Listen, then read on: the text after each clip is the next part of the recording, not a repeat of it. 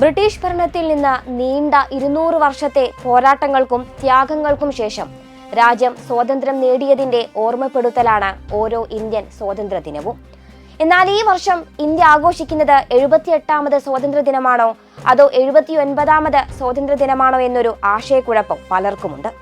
അങ്ങനെ പലർക്കുമുള്ള ഈ ചോദ്യത്തിന് വ്യക്തമായ ഒരു ഉത്തരവുമുണ്ട്. ഇന്ത്യ സ്വാതന്ത്ര്യം നേടിയത് 1947 ഓഗസ്റ്റ് 15-നാണ്. അതിന്റെ ഒന്നാം വാർഷികം 1948 ഓഗസ്റ്റ് 15-ന് ആഘോഷിച്ചു. അങ്ങനെ നോക്കുമ്പോൾ 2025-ൽ ഇന്ത്യ സ്വാതന്ത്ര്യം നേടിയിട്ട് 78 വർഷങ്ങൾ പൂർത്തിയാകും.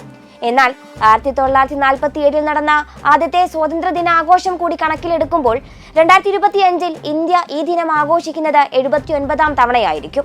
അതായത് ഇന്ത്യ 2025-ൽ 79ാമത് സ്വാതന്ത്ര്യ ദിനം ആഘോഷിക്കും. അതേസമയം ഇത് സ്വാതന്ത്ര്യത്തിന്റെ 78 വർഷങ്ങളെയാണ് അടയാളപ്പെടുത്തുന്നത്.